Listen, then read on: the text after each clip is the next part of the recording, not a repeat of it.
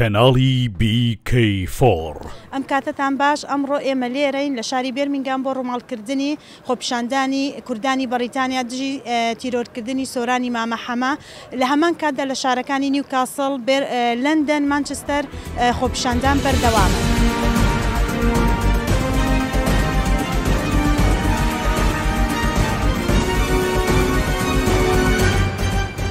ئەمڕۆ 15 ساڵ تێپەر دەبێت بەسەر تیرۆرکردنی ڕۆژنامەنووس سۆرانی مامە حەمە کە بەناحەق لە 21 تەمموزی ساڵی 2008 لە بەردەم ماڵەکەی خۆیدا تیرۆر کرا و لەلایەن ڕۆژنامەنووس و ئازادی خوازان نازداوی یەکەم شەهیدی قەلەمی پێبەخشرا. شەهید سۆران لە بیر و حزب و ڕامان و سەرکردەیەکی بە جورئەت و بوێر بوو.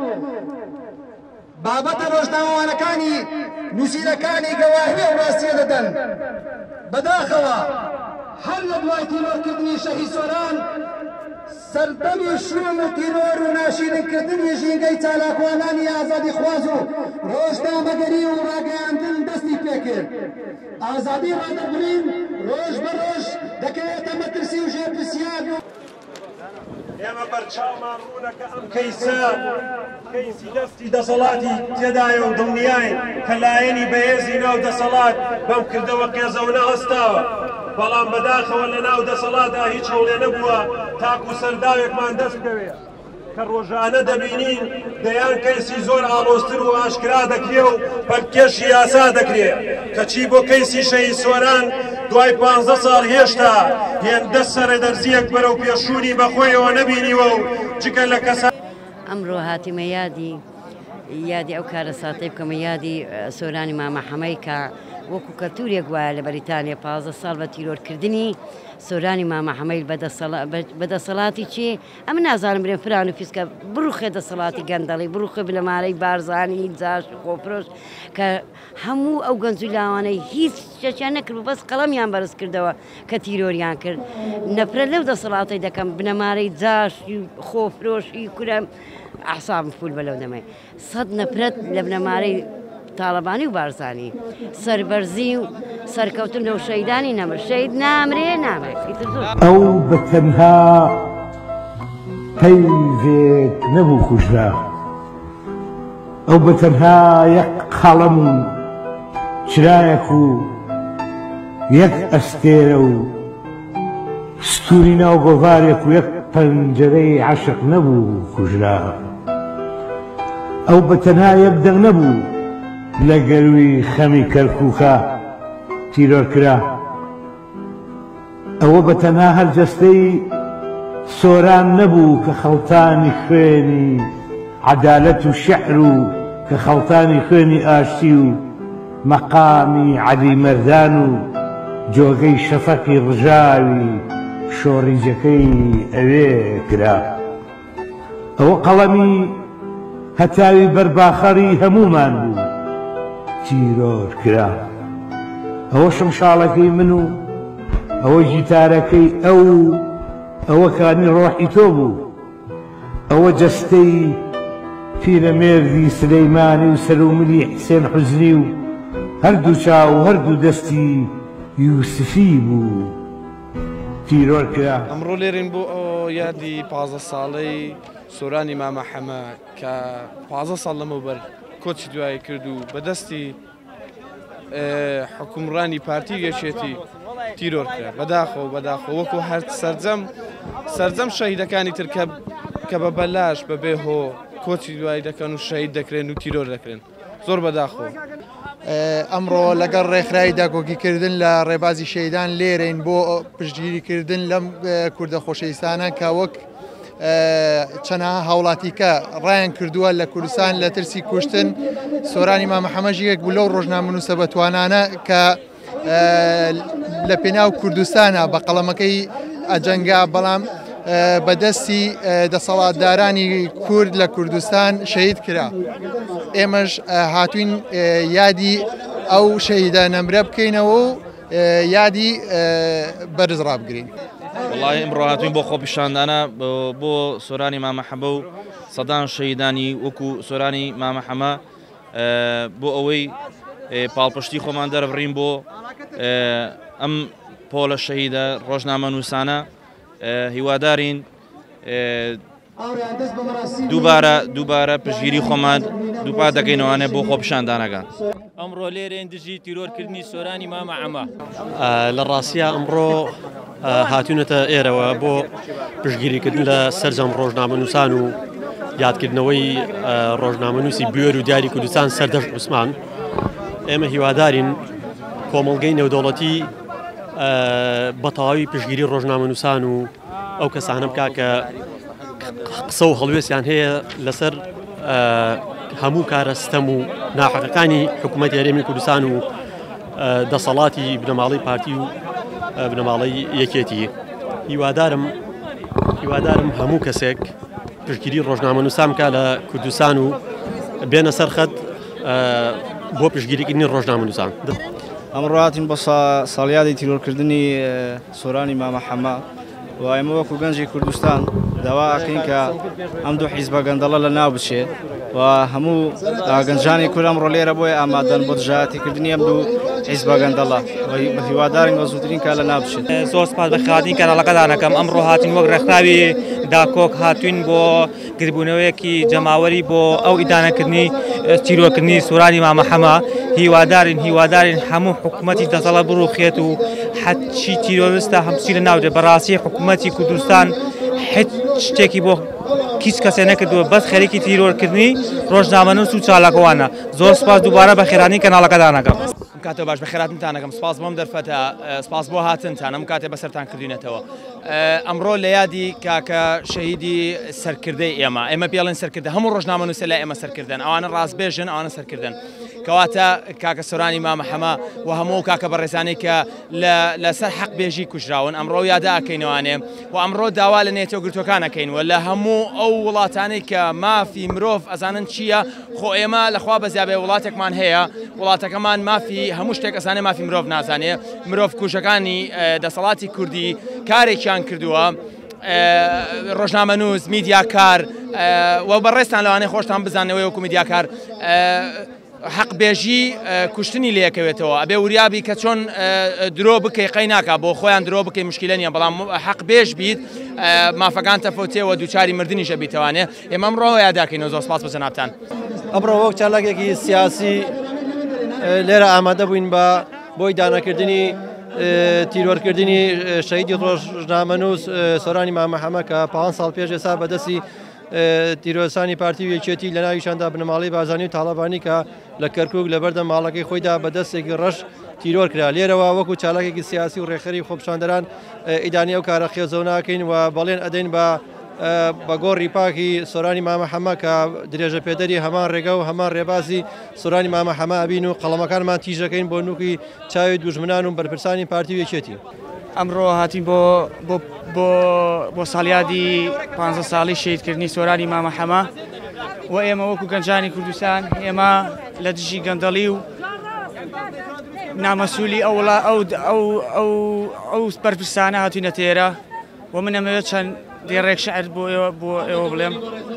ئەڵێ چەند زاڵم و ستەمکار بیت خاوەن 1 ملیۆن دۆلار بیت پەیژەی ماڵت لە دۆلار بێت دەوری ماڵت پرچەکدار بێت خۆت دادگا بیت خۆت یاسا بیت خۆت بڕیار و فەرمانڕەوای گشت دنیا بیت کۆتایی بەستەم نەهێنیت نەبوو و نابێ هەر بمێنی.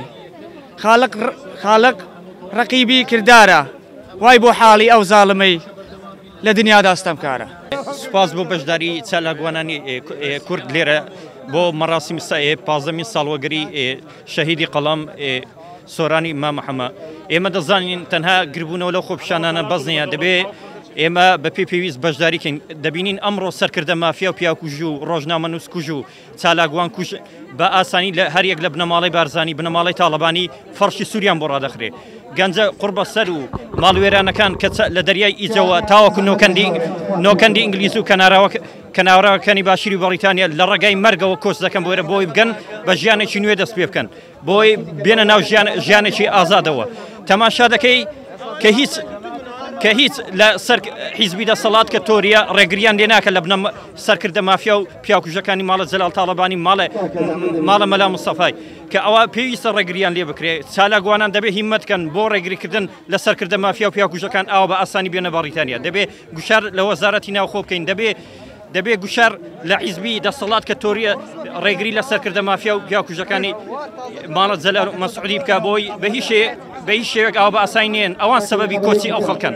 ئێمە وەکو کوردانی شاری کوردانی وڵاتی بەریتانیا هەموو پشگیریەکی خۆمان ئاراستەی هەرێمی کوردستان و عێراقەکەین بڕوخێ دەوڵەتی عێراقی فاشست بڕوخێ هەرێمی کوردستان بڕوخێ حکوومەتی هەرێمی کوردستان سەربەزی بۆ شەهیدان. ئەمڕۆکە وەکو ڕێکخراوی داکۆک هەسان بە سازکردنی مەراسیمێک بۆ یادی 15 ساڵەی شەهیدکردنی یاخود تیرۆرکردنی سۆرانی مامەحەمە کە 15 ساڵ بەر لە ئێستا کە لە بەردەم ماڵەکەی خۆیدا تیرۆرکرا و ئێمە هەڵوێستی ساڵانە ئێمە ئەو مەراسیمە ئەەکەینەوە یادی شەهید سۆران دەکەینەوە و تاکو ئێستا کە بەداخەوە حکوومەتی هەرێم هەوڵ ئەداتن ئەم کەیسە دابخە لەبەر ئەوەی خۆیان دەست لە پشت تیرۆرکردنی ئەم تیرۆرکردنەدانە دەستیان لە پشت ئەم تیرۆرکردنەدایە و ئێمە ئیدانە دەکەین ناوەستین بەرداوام دەبین لە شەقامەکان تاکو تاوانباران ئەگەنە سزای خۆیان. ئەمڕۆ بۆ یادی 15مین ساڵی شەهیدی سۆرانی مامەحەمە لێرەین بۆ دەسەڵاتە گەندەڵاڵێن ئێمە واز لە خوێنی شەهید سۆرانی مامەحەمە نایەنین هەتاوەکو حەقی نەسێنین و بەردەوام چالەکی لەگەڵ ئاکەین و بۆ هەر شەهیدێکەت بەدەستیەوان تیرۆر بکرێت. پێشەکی بەخێراتنتانەکەم ئێمە کۆبوونێتەوە لە ساڵیادی شەهیدکردنی سۆرانی مامەحەمە پێم خۆشە کوتە شارێ پێشکەشکەم بۆ دەسەڵاتەی کە سۆرانی مامەحەمەی شەهید کرد. نازانی جاش هەر جاشە پارتی 100 ساڵ لە پاشە دەست بە خوێن و نامەردن هەڵگری ئالای زەردن. زۆر سپاس. بۆ ئیدانەکردنی بە فیرۆچوونی خوێنی شەهید سۆرانی مامەحەمە کە شەهیدی خەڵەمە زۆر بە توندی ئیدانەی ئەو دژی ئیدانەیەکەین چونکە خوێنی سۆرانی مامەحەمە بە فیرۆچ و سەدانی وەکو مامەحەمەش خوێنیان بە فیرۆچ لە کوردستان ئەمە دەری دەخات کە یاسا هیچ سەروەریەکی نییە لە هەرێمی کوردستان. لە قەلەمی دەدات لەبەر ئەوەی شێروانی بەبێ تاوان بەبێ بەڵگا بەبێ ئەوەی هیچ تاوانێکی کردبی پێش ئەوەی زیندانی بکرێ سەرۆکی حکوومەت مەسلور بارزانی حکمی زیندانیکردنەکەی دەرکرد و تاوانباری کرد.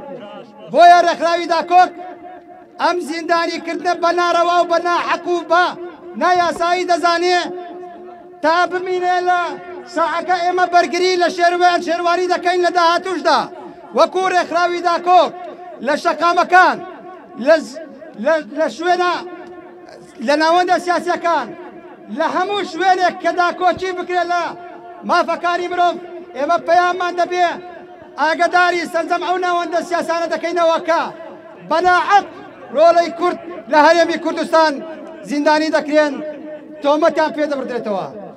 بۆیە تکا دەکەین لە داهاتوودا هەر هەمومان بە یەک دەنگ هەڵوێستمان هەبی لە شەقامەکان دژی ئەم بڕیارەی دادگای هەرێمی کوردستان. تاوان ئەو بەتەنها پەیوێک نەبوو کوژرا ئەو بەتەنها یەک قەڵەم و چرایەک و یەک ئەستێرە و ستوری ناو گۆڤارێک و یەک پەنجەرەی عەشق نەبوو کوژرا ئەو بەتەنها یەک دەنگ نەبوو لە گەروی خەمی کەرکووکە تیرۆرکرا ئەوە بەتەنها هەرجەستەی سۆران نەبوو کە خەڵتانی خوێنی عەدالەت و شیعر و کە خەڵتانی خوێنی ئاشتی و مەقامی عەلی مەردان و جۆگەی شەفەقی ڕژاوی شۆڕیجەکەی ئەوێ کرا ئەوە قەڵەمی هەتاوی بەرباخەری هەمومان بوو تیرۆر کرا ئەوە شمشاڵەکەی من و ئەوە گیتارەکەی ئەوە کانی ڕۆحی تۆ بوو ئەوە جەستەی پیرەمێردی سلەیمانی و سەروملی حسێن حوزنی و هەردوو چاو و هەردوو دەستی یوسفی بوو تیرۆر کرا لە ئێستەشدا خۆ بە تەنها هەر ئەو ناوی سۆران نییە. شاخێ گوتی ناوی تازەم سۆرانی مامەحەمەیە. گۆمێ گوتی مێرجێ گوتی چەند دەفتەری مناڵان و چەند شەقام و چەند ئاوێنەی عاشقان و چەند ڕۆژنامە و چەند گۆڤاری برینداری ئێرە وتیان ناوی تازەی هەر هەمومان سۆرانی مامەحەمەیە. وەکو کەرکووک ئاوا نابێت ئەم خوێنەش قەت ئاوا نابێت. لە بێشەڵانی زەمانە ڕۆژون ئەبێ مانگ ون ئەبێ ساڵ ون ئەبێ هەموو تەورەکان ون ئەبن بیرەچنەوە بەڵام ئەوەی لەناو دڵی ئەم خەڵکەدا جێنیشتەیە و جێ چۆڵ ناکا بۆ هیچ شتێ و قەت ون نابێ مانگی سەری ئەرخەوانی سۆرانی مامەحەمەیە. کەناڵی BK4 لە خەمی هەمووان کۆکەرەوەی کوردان لە تاراوگا بەگشتی لە ئەوروپا و بەریتانیا. کەناڵی BK4